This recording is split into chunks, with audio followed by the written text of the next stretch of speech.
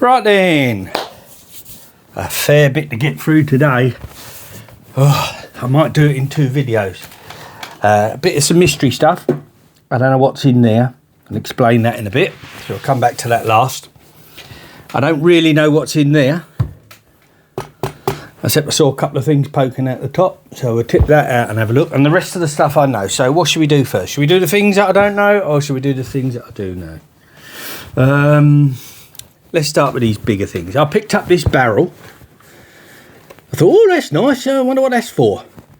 I have absolutely no idea. And then when I looked at it a bit more closer, after I'd bought it, of course, I found there was a ring missing. Didn't notice it at the time, didn't have glasses on. Terrible eyesight that I have. But I wonder if that was actually used for some sort of liquor, or it's just purely ornamental. I picked it up because sometimes I've got these barrels that are made from wood from various ships and boats that don't exist anymore. And I thought, oh, is that the kind of thing it is? But no, it's not. It's a proper, genuinely, and maybe it's an apprentice piece. I don't know. But a barrel without a band. And I think that's brass or copper. It shouldn't be too hard to make a band. It might be fun to do so, but it won't match, will it? But yeah, so a barrel. Now, that's easy. Let's go to this. This is easy as well and quite simple. It's a number 3 vice that somebody has lashed loads of blue paint all over. But it is not a make I was aware of. Dawn, D-A-W-N. Number 3 Dawn. Turns out they're made in Australia. What it's doing over here, who knows? But it's an Australian brand. Pretty solid, and I believe, after doing a bit of checking, that this is a pre-1969 design. It's pretty solid, pretty tough, very similar to a record number 3. But yeah, £5. That was a good little find, I thought, for a £5. Now, when I'm doing the heavy stuff, so I picked up a couple of old irons. Any old iron? Now this one's fairly straightforward. H&S Sylvester's Patent. Number 1 size flat iron for doing your clothes. But this one's a little bit different. It says Kendrick on there, a number 2, but the bottom isn't flat. It's actually curved. So I think, and I haven't checked into it yet, I think this was used for hats, for felt work on hats and shaping the hats one way or another. I think that's why it's curved. So it was a little unusual, and I thought, well, yeah, I like to pick up occasional irons. They're good weights when you're doing veneering and things. And yeah, so a couple of irons. £2, I think. £2. Right, where do we go? Let's continue down the theme of vices, because you know I like a vice. A little tabletop vice. No particular make on it. Bit of old lecky tape on there, earthing tape. Tabletop one again. Next, apart from surface rust, of course, there's next to nothing wrong with that. It's got an old shape. It's even got a little anvil on the back. No idea. But I haven't got one that shape, so that's another little one to the vice collection. Over there. Right, now where should we go now? Now, you saw last week I picked up a pyro box with a few odd pyro tools in. So I happened to spot a few more this week. Pyro tools, potting tools, capping tools, of various sizes. So these are what we use to put the pots on, the end of the pyro. So that's, you've got your gland already in, you screw that onto the gland, you screw it in tight, and that pushes the pot onto the end of the copper. Different sizes for different size cables. So they can go in the new pyro box, and a couple of different more potting tools here. I think they're the potting tools, I can't remember. These clamp on the, you put the pot in there, the cable goes through, and that clamps the plastic lid and squashes it onto the brass pot once you filled it with compound, which is all this mucky stuff around here. Again, a couple of different sizes I managed to find.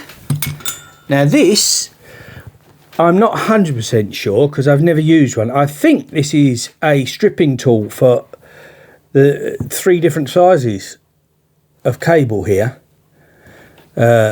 Same company that makes these. It is made by Pyrotechnics, or BIC, B-I-C-C, and I think that's what it is. It's like it's not a ringing tool. I think it's a stripping tool, but a little bit more work needs to be done on that, because when I put that into Google, it told me I could open lock gates on canals, which of course you can't. But yeah, so I know that's a stripping tool, and I'm not going to get through any locks on using that, am I?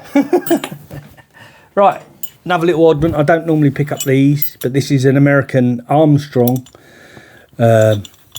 large nut spanner. In such good condition, I couldn't ignore it. I don't know the age of it, but can you see that nice and clear? Armstrong on there. Yeah, I tend not to pick these up, but it was around. Yeah, let's go down the spanner route. I've got quite a few spanners this week. There's a Hodgkins, which is, I think, tractor, some sort of tractor spanner. It's got some real age on that. What's the sound about there? S and H, or H, yeah, H and S. If anyone knows, that's a Hodgkins, like Bob. Right, couple of these are. One of these spanners that looks more like a tash. Again, for getting into awkward spaces. I believe it's for agricultural bits and pieces. There's a slight hook on both sides to get around whatever it is you're trying to unjam. I thought it looked so much like a moustache. I thought I've got to have that. Strange as it is. Another little unusual bicycle spanner or motorbike spanner. There's a patent number on the back, and it says Griffith, I don't know. Can you see that okay? Is that clear? But yes, it's some sort of bicycle spanner, which I hadn't seen before, so got that one. Now, should we finish the spanners? Because, you know, we've all seen spanners, haven't we? All gone through loads of spanners. Where do we start off with? I picked up a little Metric Snell brand. Made in England, Eagle brand. Nice big Eagle, lovely quality that is. Another big Eagle brand. They came together, if I remember. That one's larger than that one. Yes, now this one I wasn't so sure about. It's a wartime arrow on there. Can you see that? Yeah. No other mark on there, so it's a military one. What does it say? Oh, but it does say, and I thought that was lovely. That's right. Can you see the date? 1944. So towards the end of the war, must have been a military spanner. It doesn't say. I suspect it's a British one. But yeah, 1944 that was made, and I thought, yes, I'm having that. Now another made in England. Lovely big old Snell brand. A good old logo, nice and clear on that one. What else did I find? Made in England. A Snell, one-ended Snell. H and strong glasses time. Take them ones out. Let's have a look what we got. H and M. I had one of these recently, didn't I? There's another one. And finally on the spanners is another Snell brand. I don't know why, but I've just had a bit of a thing for them recently. Now, moving on, we'll come back to a small adjustable that I picked up. Somebody has had a go at this with some sort of abrasive to try and clean it up a bit. I can't find a make on it. I don't think it's a handmade one. I don't think it's like someone made in a workshop or a school project. It's real McCoy. But who made it, I don't know. But I thought that was an interesting blocky design. There might be a maker on there. There might be a maker in there, but I've got to clean it up to find out. So there's that. Right. A little set of Terry's. Terry's in really great condition, actually. Terry's spanners. Now, I don't know if you're going to be able to read this. It's very small. Any luck? If you freeze frame it, you can see it. But anyway, There's a... Oh, it was upside down. God dear. And it just says made in England. So I really am doing well with this. I'm with the eyesight this week. What's it say on that? It says Terry's that side, doesn't it? Yeah, let's get it upside down and the right way round. And Terry something spanners. Yeah, is that clearer? Terry's spanners. I suppose they're for doing points on vehicles. But it was in pretty good shape. So that'll go in the little miniature spanner kit. A brass cap with no name. Petrol cap, you know, the 2-gallon caps, but unfortunately there's no lettering or anything on that, so it's just a random clear one. This little item, this little brass item, I did some fine digging about to find out what it was. Nice little thing. It turns out it's the handle for a wine tap out of a small barrel or a large bottle, I suppose, and it's just the tap handle. I wonder if you just had the handle separate, so that you could only get into one at a time and nobody else could help themselves. That's quite probably. You know, if you were in charge of the key, you could certainly less likely to have people inching it. Who knows? Now, from another man, I found 1, 2, 3, 4, 5 perfect handled screwdrivers. This one has got the nice number 6, but again, somebody's had a really rough old go with some emery cloth or wire wool or something, and made a bit of a mess of it. That one hasn't been touched, thankfully. This one has. Oh, what does it say there? British made. Yeah, the skeins are still there, and it did have a make on there. It almost looks like my surname on there. Strong glasses. No, there's nothing. Yeah, it does look a bit like my name. Interesting. I'll look how to do a bit of research on that. Yeah, that's interesting. Right, come back to that. Sheffield. Yeah, and it's almost rubbed off. So annoying. This one's got a skein missing too, but it hasn't been touched. But no markings on that at all. Nothing in there. Sometimes it's in here. But no, so yeah, 5 more perfect screwdrivers. Which I like to pick up from time to time. Used to see millions around, see a lot less of them about than you used to. Now, this key, this is a Great Vigor or models.co, real quality thing. It's just another valve key or spanner, but I picked it up 8mm, 7mm, so it's metric, just because of the quality of it, really. Don't know where it was made. I probably could find out. I haven't looked. It's just a nice quality thing. Right. Large pair of Elliott Lucas pliers with virtually no light coming through, which is a good sign. I used to use these a lot, the smaller size. This is quite a big pair. I blew myself up with a pair of these once and burnt a great big hole through the cutting bit because I was cutting a wire that was live at work one day. I was told it was off. It might have been owned by someone called Pat because there's P-A-T-T stamped in the middle bit. But I needed a pair of pliers for my car, for something in the car, so I got those. Now, an Eclipse number 66 for general purpose saw, multi-purpose for wood and metal cutting saw.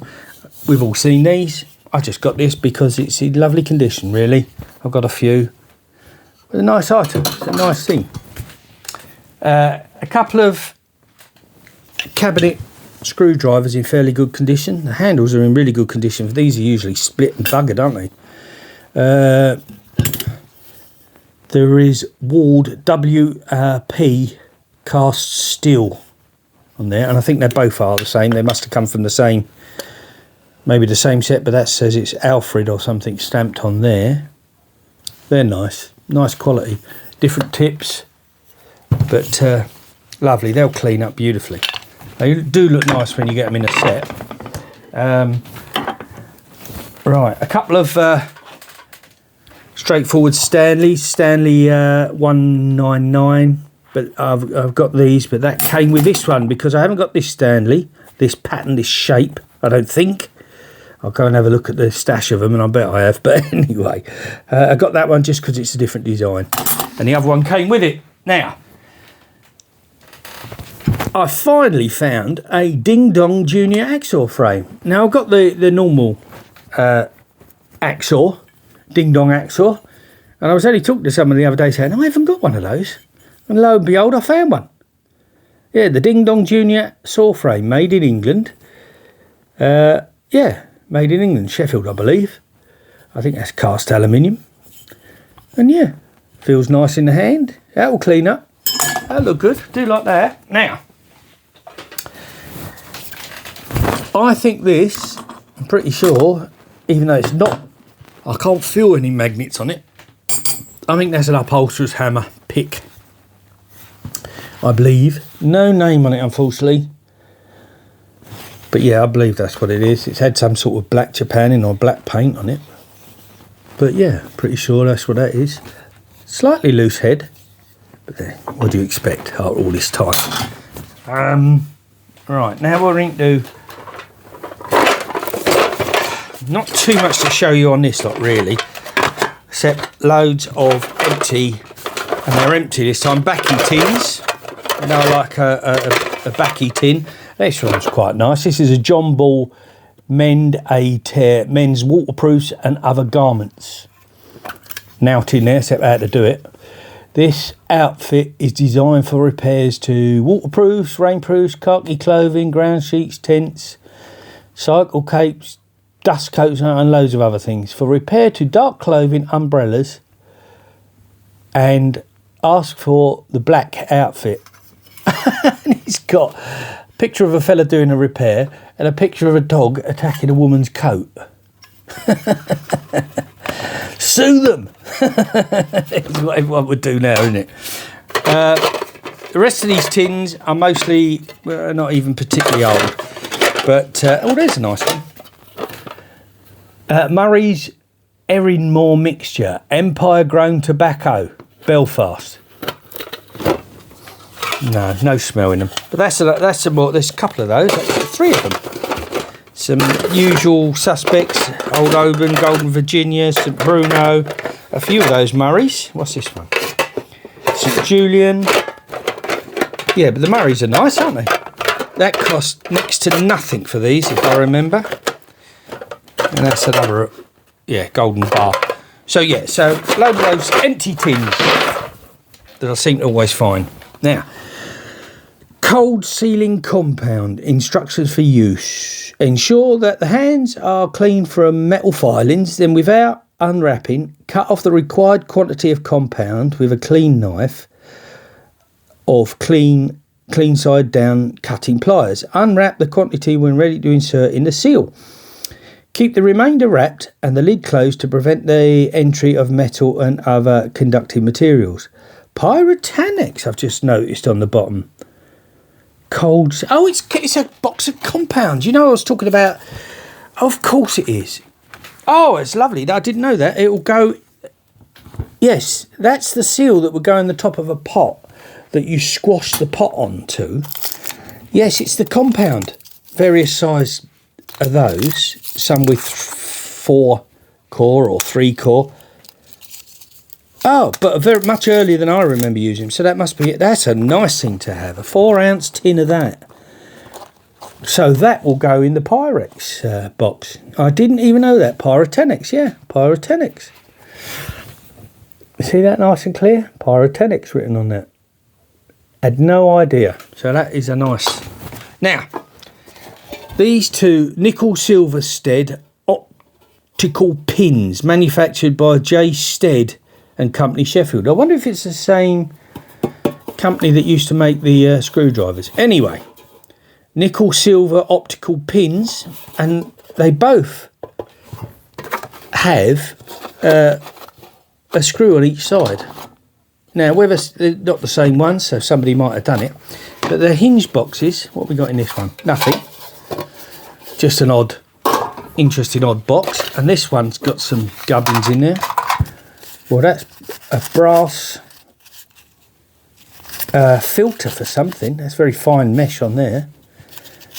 probably something in a car engine. And get rid of these 3 large capacitors and some carbon resistors, 1 watt. That's all that's in there. Strange. But yeah. So those 2 tins, and a little favourite find, I think. One of the favourite finds this week is this. It's obviously a blow lamp, and it's metal, and it's miniature, and I thought, oh, that would go great with the blow lamps I've got on the shelf. And it's also a pencil sharpener. So I thought, oh, lovely, that'll go somewhere it can be seen like that. Yeah, nice find, I thought. Now, if I've got enough room, this box here, you used to be able to buy these tins. It's 40 makes 40 pints. You know, when you was in the 70s, when people were very keen on homebrew, the only ever time I've tried any, it was really awful. Now I picked that little funnel up separate from somewhere else. I just popped it in the top there, just a funnel. And I don't really know what's in this box, except I saw 2 small oilers. That one's a brass one. It just says British made on there, but it's brass. I haven't seen that before. And this one, again, pretty grubby, as you expect these things always are. That's all I spotted in here. So I do not know what I'm going to find, if I find anything. Let's have a look what we got. Oh, wrong glasses. Right. A lot of brass fittings, plumber's fittings, I expect. They're not electrical ones. Bits of brass. Anything of interest? Not really. Bits of brass, brass. Well, they all go in the brass scrap, I suppose. Ah! We got a tap wrench. Okay, tap wrench, usable, 4-jaw tap wrench. I particularly like the ratchet ones if you can ever find them. I haven't seen one for years, ratchet one of those. But yes, so that's all that was in here. A few olives. Oh, it's disappointing, but it's all brass. It'll go in the brass scrap, I suppose, unless I can find a use for it. Yeah.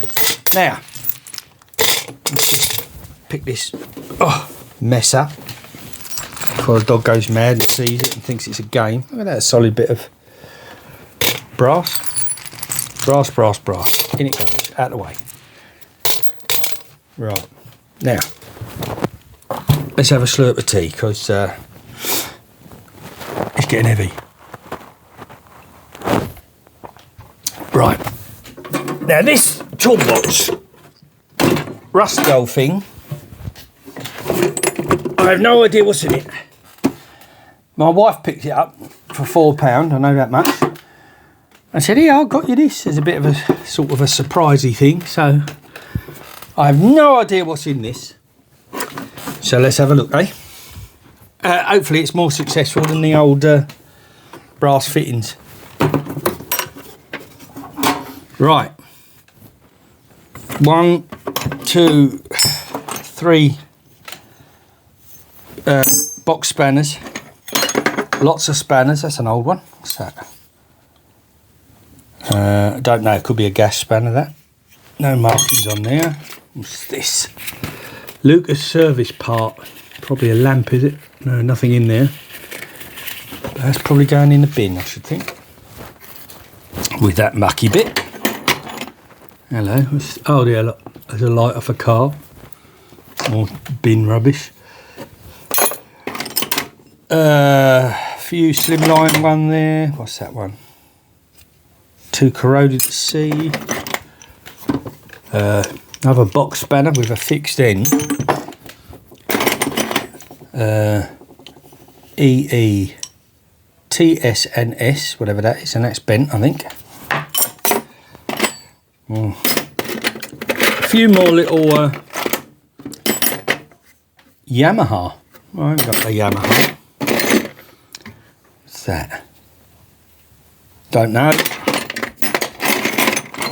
A few more very grubby spanners. That's a super slim spanner. Bit of pipe, cog with a thing missing, tooth missing. The rest of it is all pretty grubby, and then that's an extension bar for a pretty heavy socket, 1/2 inch or something. Yeah. Right, so nothing too exotic in here. Let's see if there's something better in the bottom. Oh, and the answer to that is no. Brush. Paint stripper with a lot of use in it. Another spanner. Don't know. Another flat spanner. Din German spanner. Oh god, this is really grubby. Smells of petrol.